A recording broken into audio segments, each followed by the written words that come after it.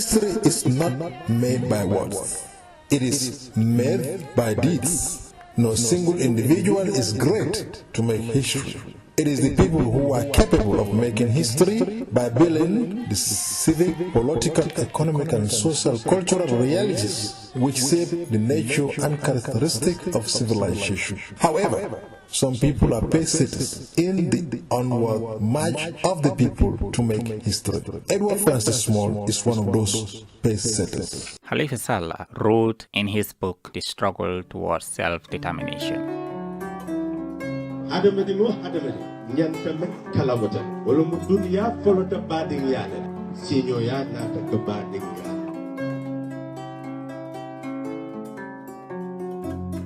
sanganyo fabadi wabe sanganyo lebe sanganyo Halifa Sallah fulantila sanganyo fabadi wabe sanganyo lebe. When we talk about the father of Gambian politics or Gambian democracy, we would mention Edward Francis Small. But after Edward Francis Small, I will mention Halifa Sallah. Halifa fulantila, fadintila, sinatila, fulantila, salangar fulantila. Halifa Sallah may not be the father of Gambian politics, but he is another pacesetter in Gambian and African politics. He is the doyen of Gambian politics and an architect of the December 2016 political change. He is the man behind the slogan, One Gambia, One Nation, One People, when the country was faced with imminent political crisis. In his own words, only the commitment of each to the principle of one Gambia, one nation, one people, could ensure the peace of the country based on democracy and justice.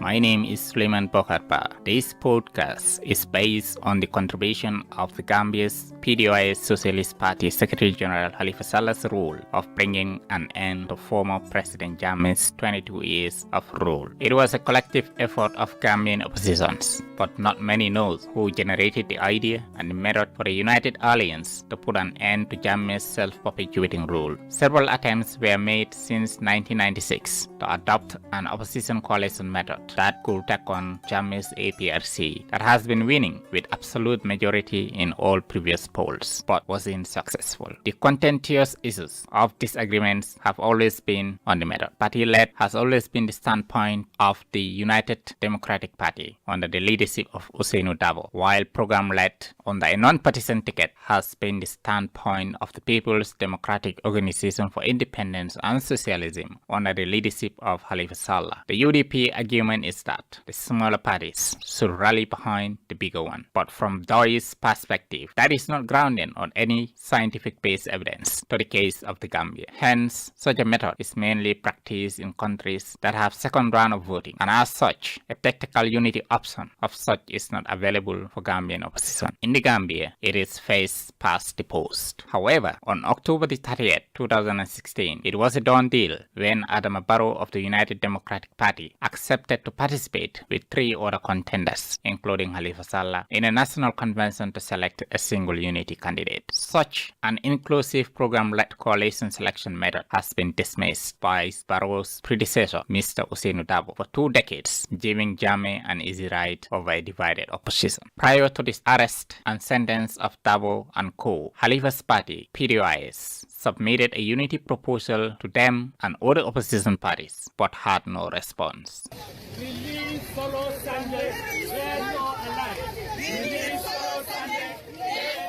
Saturday, the 16th April 2016 was another important defining moment of resisting impunity in the Gambia. The leader of the United Democratic Party and his party executives were out in the streets demanding for the body of an opposition activist, Salwa Sandeng, who died in custody. Gambian security forces, armed with assault rifles, fired tear gas at the protesters, beating them up while arrested. Apparently, on Wednesday, the 28th July 2016, Dabo and some of his party executive members were jailed by the Gambia's High Court. They were found guilty on 6 counts of unlawful assembly, riot, incitement of violence, gratuitously interfering with vehicles, holding procession without permit, disobedience to lawful order, and conspiracy.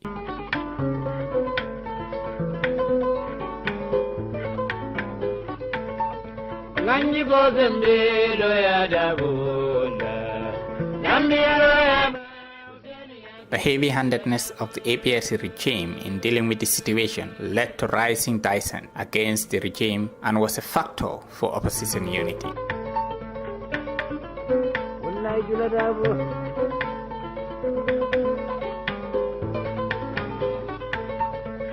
Expectations for regime change through mass uprising diminished. Those who thought that they could flex their muscles with former President Jammeh in the streets of the Gambia were completely neutralized and put behind bars. All efforts were redirected towards a conventional means of regime change through the ballot box. Again, Halifa Sallah wrote to all aspiring presidential candidates, inviting them to unity talks. His party was solely paying for the meeting venue at the Kairaba Beach Hotel, until at the time all the opposition stakeholders involved were convinced about the initiative and took ownership of the process. On Sunday, 30th October 2016, Adama Barrow was declared the winner of the Opposition National Convention. For Sallah, they have now got an instrument to put an end to self-perpetuating rule. So this individual who has been selected by you is now our instrument in order to end self-perpetuating rule and impunity in this country. That person will make a promise to serve only 3 years, and that cabinet will be dissolved, and we will go back to elections where there will be second round of voting, and all the parties will seek the mandate of the people. This is the agreement. On the 16th November 2016, Sallah and the rest of the coalition entourage, including their candidate Adama Barrow, hit the presidential campaign trail for 2 weeks, crisscrossing the length and breadth of the Gambia. The official campaign period ended on the 29th November. In the campaign, we told our supporters that selecting a leader who will be entrusted with the responsibility of managing our resources, our military apparatus, security apparatus, to ensure that we have progress and freedom, does not require insults, does not require conflict. What it requires is sober minds capable of making informed choice. So all the predictions that the campaign will lead to violence, of course, as you know, there was no violence during our campaign. President-elect and the incumbent having their convoys going side by side. That's what happens during the election. And on the 1st of December, polling stations were opened at 8 a.m. and closed at 6 p.m. in the Gambia. According to the Gambia's electoral laws, the would-be president doesn't necessarily have to win 51% of the total votes cast as an important democratic principle. It is a system of first past the post, meaning a candidate could win with a minority vote of the overall votes cast. Suddenly, after a long night of counting and announcement of results, on Friday the 2nd of December, the chairman of Gambia's Independent Electoral Commission delivered the verdict. I, Ali Momar Njai, returning officer of the presidential election of 1st December 2016, having received and announced the results of the counting of votes from the assistant returning officers across the 53 constituencies of the Gambia, in the presence of representatives of the 3 contesting candidates, hereby wish to give the final results of the election as follows. Adama Barrow, 260,515 votes. 263,515 votes. Chair Professor Alaji Dr. Yahya A.J. Jammeh Babili Mansa, 212,099 votes. 212,099 votes. Mama Kande, 102,969 votes. 102,969 votes. Having received 263,515 votes of the total votes cast in the election, I hereby declare Adama Barrow duly elected to serve as President of the Republic of the Gambia. Signed, Ali Njai, 2nd December 2016. However, Mr. Njai's inaccuracy of announcing these first results was ignored for the first time, and to the surprise of most Gambians and the rest of the world, President Jammeh considered to defeat and phoned President-elect Barrow. Hello, Your Excellency President-elect Mr. Barrow. I'm fine. I'm calling you to wish you all the best. The Gambian people have spoken, and I have no reason to contest the will of the Almighty Allah. I wish you all the best. The country will be in your hands in January, and you are assured of my guidance on your transition. I don't mean selecting who becomes member of government, but you have to work with me as I pack to go to Kanilai, so I hand over the State House to you. You are the elected President of the Gambia, and I wish you all the best. I have no ill will, and I wish you all the best. The Gambia is more important than any one of us. Thank you. And we also thank for all the hard work during the 22 years.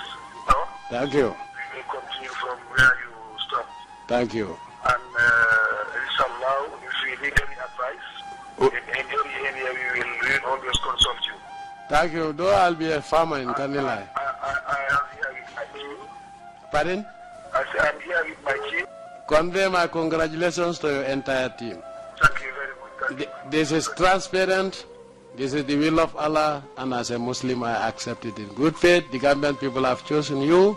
After 22 years, I'm grateful to the Almighty Allah for that. And remember, I came on a Friday, 22nd of July. Yes. And if I lost on Friday, the 2nd of December.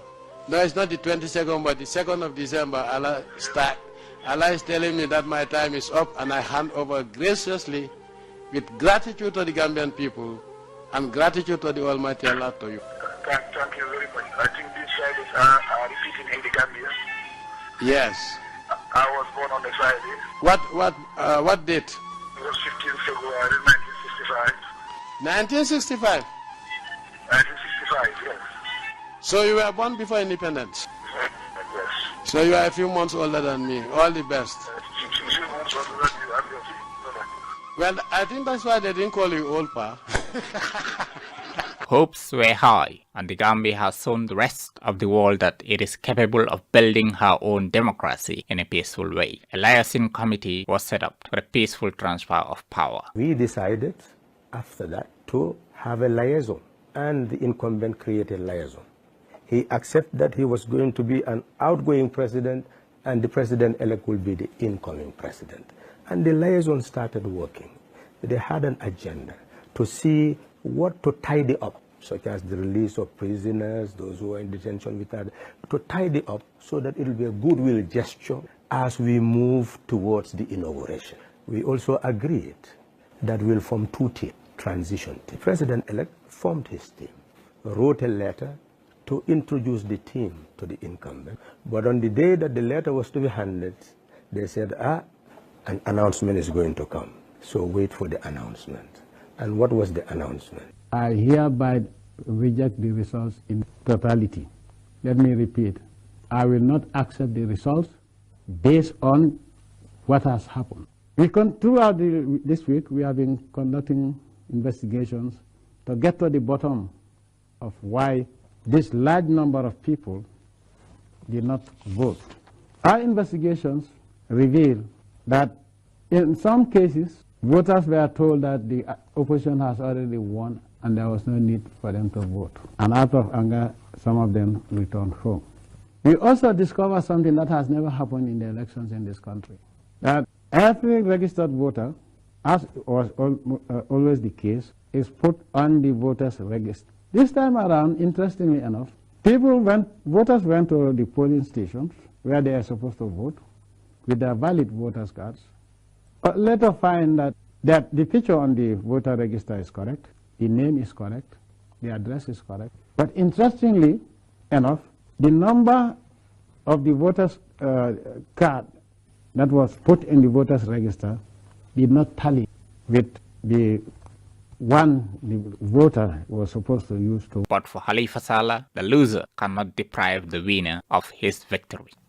The office of President-elect Barrow has made it absolutely clear that the exercise of right to file an election petition by the loser does not deprive the winner the right to prepare for inauguration as President of the Republic on 19 January 2017, when the term of the incumbent would have expired.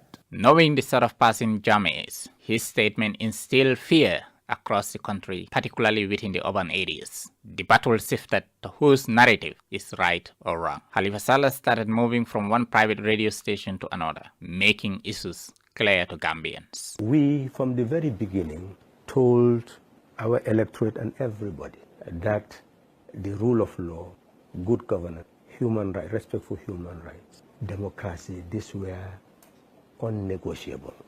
We will consolidate it in this country. We believe that the Independent Electoral Commission is the only authority empowered by the Constitution to declare results and to declare a winner. And that has happened. That's the language of the Constitution. If anybody wants to reject results, fine, you can form an opinion. But if you want to challenge it, you go to the courts. And you have 10 days to do that, to the Supreme Court. That was not the way he took. The road he took was to reject, annul, and declare that there will be fresh elections under another Independent Electoral Commission. That you should note. That is the route he took, and that is the source of the crisis. When that declaration was made, and a threat that he will not tolerate any demonstration, the coalition met, reviewed the words, reviewed the letter, reviewed the spirit, and we saw that the spirit was no longer calling for peaceful transfer of power. It is calling for confrontation. And the coalition said that it is not interested in confrontation. It will not take part in confrontation. No demonstration will take place because the Constitution will prevail. The language of the Constitution says that the Independent Electoral Commission will declare the winner. But since election takes place within 3 months before the end of the term of office of the incumbent, we read the Constitution well, got our legal advice properly, and knew that the incumbent is still effectively the President of the Republic of the Gambia until his 5-year expires, and that is in January 2017. So the President-elect made a declaration that he is declared elected by the competent body. And according to the Constitution, which has no ambiguity, he is to assume office on the day that the term of office of the incumbent expires. That is the order and command of the Constitution. So he issued a statement indicating, having been elected, all my supporters should focus on the day that the Constitution says I should assume office. And don't quarrel. If you see the soldiers in the street, know that the incumbent is still the President of the Republic of the Gambia. The institutions are under his control. He can order soldiers to go and be deployed anywhere. See them, go about your business. This was a trying moment for the Gambia. The tides were getting rougher. FM stations that gave Mr. Sallah airtime to clarify issues were shut down. Jammeh reinvented a second tactical option of challenging the election results through the Supreme Court of the Gambia. But Halifa Sallah insists. And as legal minds, starting a judicial process does not negate constitutional rights. A high-ranking ECOWAS head of state's mediation team led by Nigeria's President Muhammadu Buhari could not broker a deal that reflects on the will of the Gambian people as expressed in the December polls. On the 13th of January, talks failed on the second leg of ECOWAS mediation talks in Banjul. The Nigerian Foreign Minister, Geoffrey Onyema, told journalists President Barrow will be flying with them to Bamako. So, ladies and gentlemen of the media, just to give you a brief on what transpired today. As you all know, the President of Nigeria, President Muhammadu Buhari, who is the ECOWAS mediator on the political crisis in the Gambia, together with President Sirleaf Johnson of Liberia, who is also the chair of the ECOWAS authority, and together with the former president of Ghana, John Mahama, who is the ECOWAS co-mediator. They came here to the Gambia today in the framework of the ECOWAS effort to find a peaceful solution to the political crisis in the Gambia. Now, the ECOWAS team met with President Jammeh, with President-elect Barrow, with the Chief Justice of the Gambia, and also with two electoral commissioners. The ECOWAS team made it clear how seriously they take their assignment, and they emphasized their determination to find a peaceful solution that accords with the Constitution of the Gambia and also reflects the will of the Gambian people as expressed in democratic elections recently held. The ECOWAS heads of state, all the ECOWAS member states, are meeting at the moment in Bamako in Mali, and they have requested to meet in person with the President-elect Barrow. So, upon that request, and in consultation, of course, with President-elect Barrow, but also with President Jammeh, the ECOWAS team has decided to depart Banjul tonight in the company of President-elect Barrow, headed for Bamako, Mali, for that meeting with the full body of heads of states of ECOWAS countries. The ECOWAS team here will be able then to brief the ECOWAS heads of state on the discussions that they have had today, and after that briefing, the ECOWAS heads of states will then take a definitive decision on a plan of action going forward. On that very evening, President-elect Barrow was flown out of the country to Bamako on the flight of the Liberian President-elect Johnson Sirleaf with some of the coalition members. Frustrations were increasing, but Halifa Sallah took his rightful position to calm the country. He insists that Adama Barrow is the President-elect of the Gambia and he will assume office after the expiration of the term of the outgoing President, Yahya Jammeh, or be declared a rebel. What we can say is that the Constitution says his term of office expires in 5 years, and that's in January. And it also says that when it expires, the term of office of the incoming president starts. So on that day, if he insists on staying in power, it will be an unconstitutional government, and he will be declared a rebel government. And any force, on that day, all civil servants, all military personnel will be required now to accept that President-elect Barrow is the president of the Gambia and should work with him as the person who is authorized to manage the affairs of the state. And anybody who fails to do so will be a rebel, and obviously that will create problems for the Gambia, but we know that no rebel can ever stay in office. The era of coup d'etat and stay in office for indefinitely has actually passed. You can only create havoc. You can only make a state to be a failed state, like the Libyas, etc. I don't think that is in the interest of the Gambia and the Gambian people. On the 17th of January, President Jammeh declared a state of emergency. Gambians today, after the declaration of a state of emergency, decided to stay in their homes. Shops are closing. Those who live in the upcountry are getting into buses and going. Some have even found their way outside of the country. There is in the social media a threat that war is about to happen.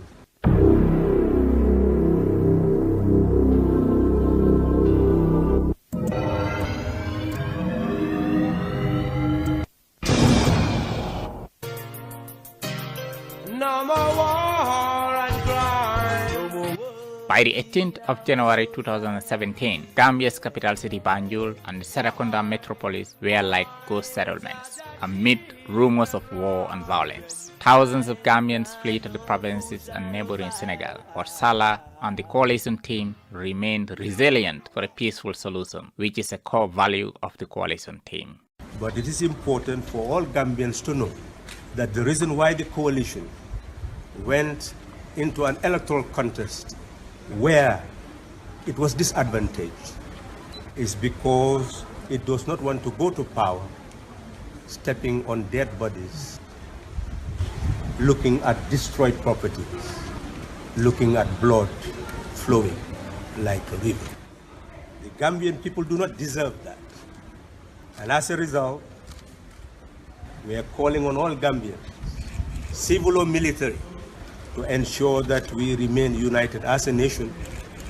On the 19th of January 2017, Barrow took oath of office in the Gambian embassy in Dakar, Senegal. But one more diplomatic chance for Jammeh and his friends, President Alpha Condé of Guinea, Conakry, and Mohamed Abdelaziz of Mauritania, flew into Banjul on Friday, 28th January 2017 to persuade their friend to step down. Troops from 5 African nations were stationed on the tiny nation's borders. In the event, the last-ditch talks failed. As it was confirmed, Condé would stay into Saturday to iron out remaining disagreements with Jammeh. Suddenly, Jammeh agreed in principle to step down.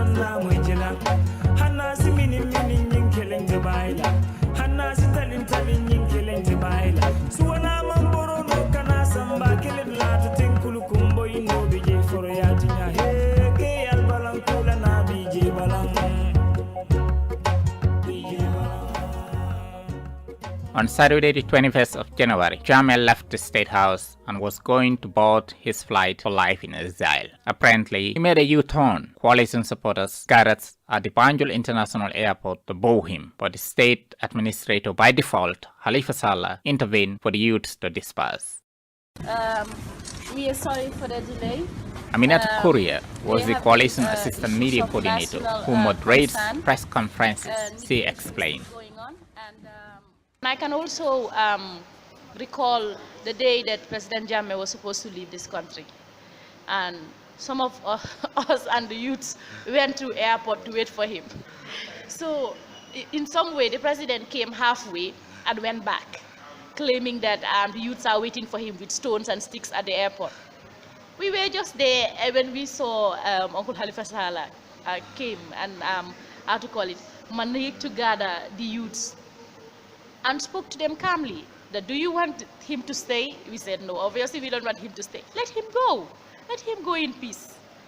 And I think that was a great thing, because some of the youths left, others stayed, but I think nothing came out from that day.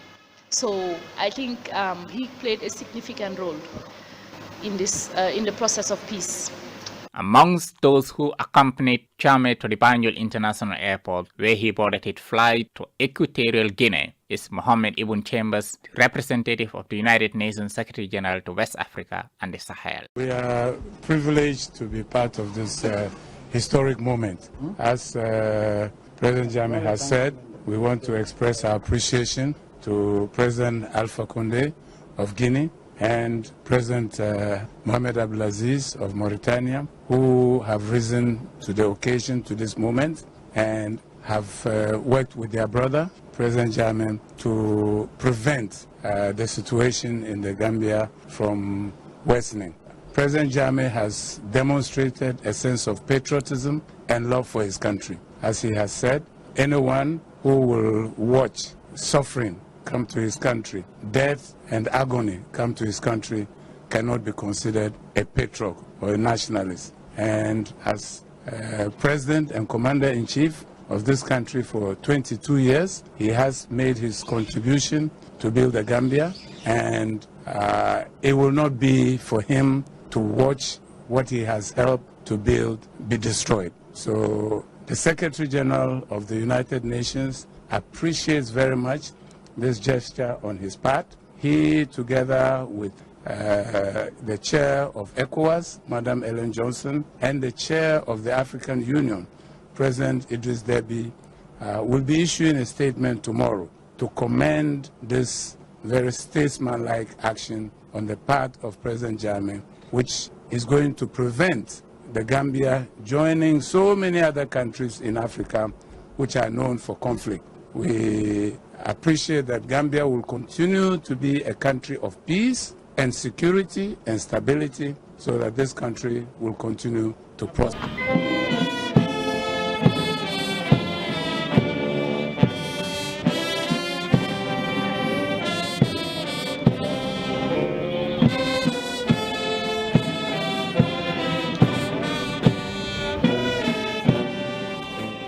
Jammeh, the man who has achieved a lot for the Gambia despite being brute, particularly on infrastructural development, and being the first lady to introduce university education amongst other projects, will be missed by loved ones. But the victims of his regime, amid poor human rights records, it is Freedom Day. Before boarding his flight, Jammeh has this to say.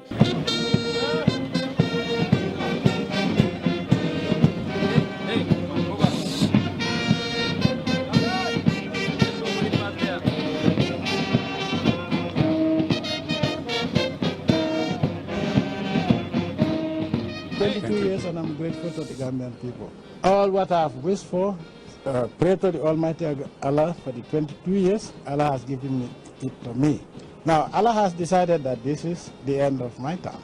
And as I said before, Allah tests your belief, your faith in Him. Sometimes something is wrong, it is very wrong, but that's your faith. Allah is testing your faith. Sometimes something is right, you think it's very right, and it's wrong. Still, Allah is testing your faith. Allah says in the Quran that when you are happy, because only God makes you happy. Whatever Allah gives you and is very good and you are happy, pray to thank the Almighty Allah and continue to pray. But when you are also inflicted by something that you are not happy with, don't move away from Allah but thank Allah, because He is testing you. They came because today I know who are my best friends, my true friends. As I used to say before, how many days he did not sleep. I don't want to keep it long, but I want to thank him, because from the beginning of this crisis, he stood by the truth. Not necessarily the Gambia, but he stood by the truth. For the hundreds of Jammeh supporters who gathered at the airport to bid farewell to him, it was a sorrowful moment to see their dear leader leaving. As tears were rolling down their faces, some were weeping.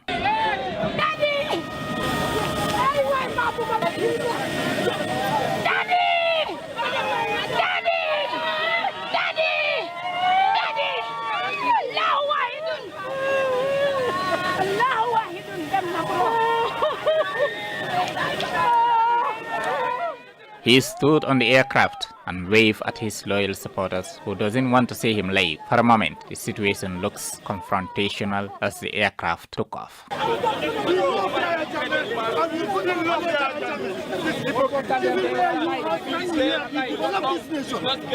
You will never forget President. As a human being, you will always have enemies. He has done, and you people are ignoring what he has done. But one thing I want to mention to the whole world, long live the Europeans, whoever the Europeans say,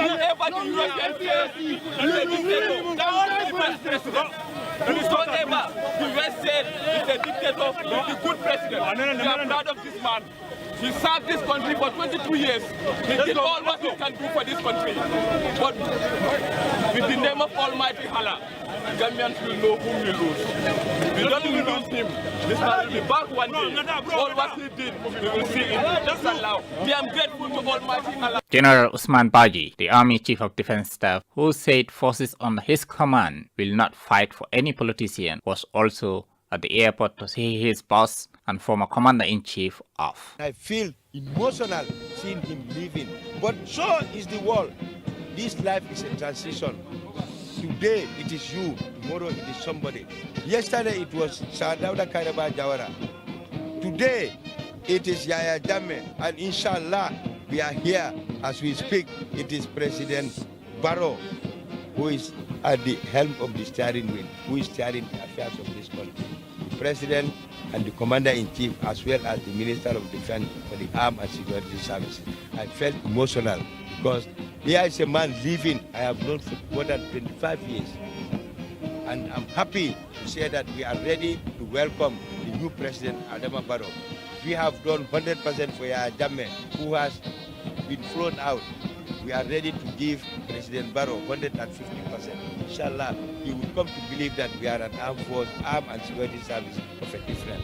What we know is we are an armed force. We don't ask which tribe you belong. Jammeh left. Adama Barrow was in the car. There was power vacuum that needs to be filled. Halifa Sallah was literally in charge of the country in the most trying moments. Mayor Yankuba Koli, the national mobilizer of former President Jammeh's party, the APRC, is one of those who described Halifa Sallah's conflict management skills as a patriotic politician with a difference. Halifa is a gentleman, a patriotic citizen, and a politician of a difference. He is humble, well honored, and loved, and somebody who loves this country. In your own view, what will you rate the role that Halifa Sallah played during the political impasse? Yeah, he did well. Halifa did very well during the political impasse. He did a wonderful work that I know very well because I was in it in total. I've been with him for some time, and we've been onto issues. We've been talking together. I've been with him on a lot of shows, and I know him. I go to a radio station. The last radio station interview that I had in the impasse, I went there, I left, and he came, and people saw us. We asked each other to see that this Gambia, we put first before ourselves, and that's how Halifa is. He put Gambia first before himself. So Halifa is a wonderful. He did very well during the political impasse. He has done very, very well. He put Gambia's interests first on his agenda, and later he looked at it himself. Yes, we do have political problems here and there, but we sit, discourse, and come to terms for the interest, only the interest of this country. That I know of him. This is why I said I've been working with him. I've been in some situations where problem could come in, and as an elderly person, he called to my attention. Then I was very youthful, and he gave me some consoling advice that I always take, and it's always a fruitful one. And honestly, I hold him at high esteem. That I always think of is Gambia, and the same thing Halifa does. Halifa's first thought about Gambia, how Gambia should live in peace, tranquility, developed. That's how he thinks, and that's exactly what I know of him. I know he's a gentleman. I know I can always work with him. He's a very good listener, and he's an elderly person now in this country. He established himself onto Halifa. Honestly, he's a perfect gentleman, a good politician. Sallah has continued to be an icon of generational inspiration for young Gambians. Field reporter Kemiseng Sani spoke to Gambians. Aminata Korea is one of them. Halifa Sallah is a politician, a man of great intellect. I believe one of Gambia's finest or Africa's finest intellectuals. He's a man of great principle with great dignity. He's a very humble man, somebody that I have an opportunity of knowing since I was in high school. And Uncle Halifa, as I used to call him, would treat everybody as equals. Even we were young people then. And he would treat us as equals. And he's a very humble man. And in the fact that he respects people, people also return him the same amount of respect. I think one of Africa's greatest setback is having these honest intellectuals. But Mr. Halifa Sallah is one of those whom I trust and respect very well. What can you tell us the role that Halifa Sallah played during the political impasse? Halifa Sallah played a great role during the political impasse. Like I used to call him the voice of reason, because you can imagine this was a very difficult period in the lifespan of this country. We were on the brink of war. and there was an amount of uncertainty. But he is a well-seasoned politician, a very mature one for that matter. And I think 22 years of dictatorship taught him a lot. And I think he has seen other African countries and how they end up. And this was what he didn't want. I can recall, as a coalition spokesperson, it was Honorable Ojie Jallow who made the proposal of him to be chosen as a coalition spokesperson. And it was seconded by someone else. And everybody just agreed to it. From the formation of the coalition, he was given a great responsibility. And he took it very seriously. And he had a huge amount of work during the formation of the MOU and so on. He had a great deal of work. Not only that, during the political impasse, he have exercised great maturity. I will quote him and he said, we do not want to inherit a country of dead bodies. We do not want to inherit a country of bloodshed and chaos. And I think for me, that is the greatest statement that we can ever have. He valued peace, and he valued every life of Gambians, every citizen of this country. And the fact that he's a selfless man, what he saw at that point in time was Gambia. I can recall when most of us, even coalition members and executives, were looking for a safe place to hide. This man was still in his home.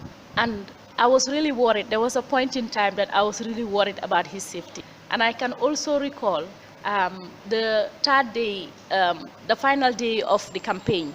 We were coming from Bakau, and our car, we didn't see our car, so we were walking with Babukar Sise, the journalist.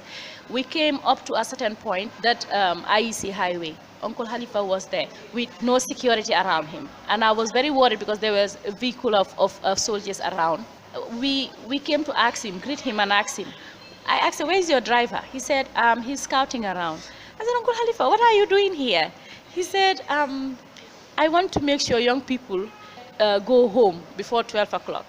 And I was amazed. And I told Babukar Sise, please, let's not leave him here for the sake of security, because I was always concerned about his security.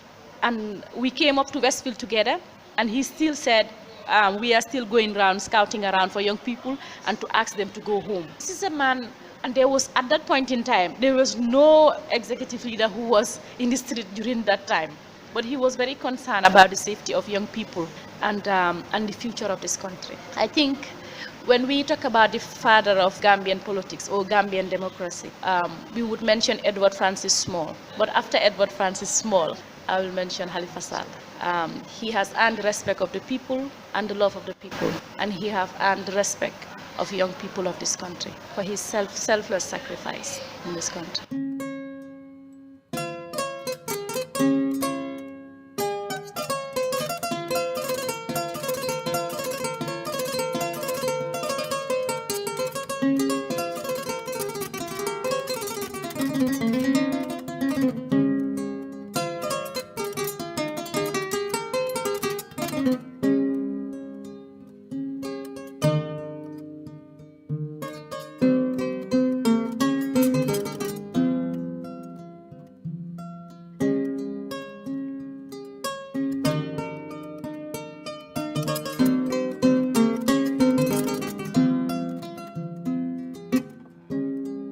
My name is Daura Faye, and I am writing for the Point newspaper. I am a senior judicial correspondent. Halifa Sallah, I can say, is a politician.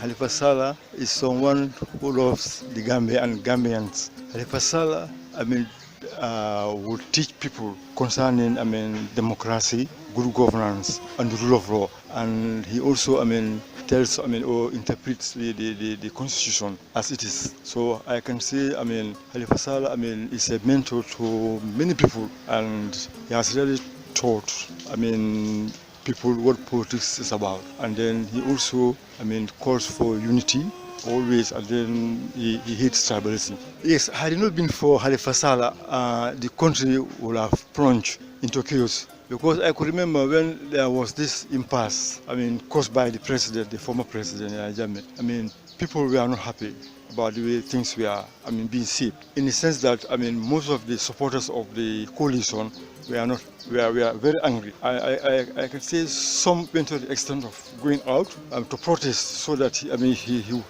had to so that for him to to relinquish power. So, but then it was Halifa who told people or advised people that the former president Jammeh was a loser, so and we should not listen to him. And then this paid dividend, because most of the supporters of the coalition who wanted to come out to the streets to demonstrate so that the former president will renew his power, they had the piece of advice, and they paid heed to it. So this is why I think the situation was arrested, because of Halifa Salah's advice. Halifa Sallah, he did not stop there.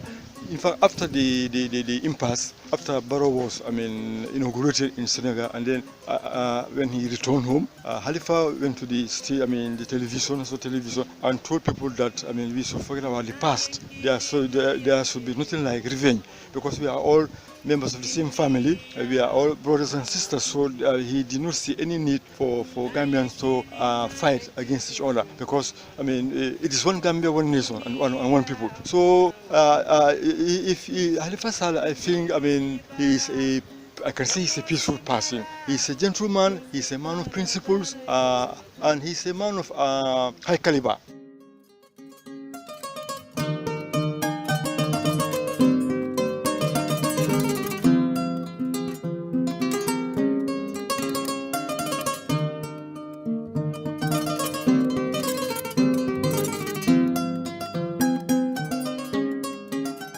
I have here Ibrahim Agawacham, the Secretary General of Gambia Workers Union. Yeah, thank you very much. As for Halifa Sallah, we know that he played a great role during the political impasse in this country. One, he sensitized the Gambian masses to know what their rights and responsibilities are in handling the political impasse peacefully and professionally, which have contributed remarkably in tranquilizing the people, stabilize the country, and then people handle it peacefully and professionally until we were able to get rid of the former president out of the country. When most of these coalition people were out of town, he was the only person who was here playing the great role. In fact, even at the time when the former president declared that he will not step down and urged that the case have to go to court and we have to go back to the polls, it was Halifa who was all along using the media to sensitize the people to know their rights, that by the 18th of January, when his term of office is exhausted, on the 19th, by the grace of the Holy Almighty God, he must have to give up the power, which he was all along giving confidence to the Gambian masses to stay calm and make sure we go by the Constitution of the Republic of the Gambia and give peace a chance until the 18th, whereby on the 19th, whether he will give up or not give up, he must transfer power the 19th of January, and the president of the coalition, Adama Barrow, will be sworn as the head of state of the Republic of the Gambia. So Halifa played a great role in bringing about a peaceful transition from the former government to the new government. So we congratulate Halifa, and we will sincerely extend our gratitude to him for the immense efforts and contributions he rendered during the political impasse and the transition from the former government to the new government. What has been said is not a measurement of Salah's entire contribution to a peaceful transfer of power in the Gambia. However, he has undoubtedly demonstrated intelligence, knowledge, and wisdom in resolving the country's political impasse. In fact, in a given situation, he had to neutralize a mercenary sent out to assassinate President-elect Barrow. History is writing. In our next edition of the podcast, we will look at the story of Omar Ahmad Jallow, commonly called OJ, a former PPP minister and now the country's Minister of Agriculture. Mr. Jallow has been arrested more than 22 times, jailed and tortured by the previous Jammeh administration, but he has now forgiven them.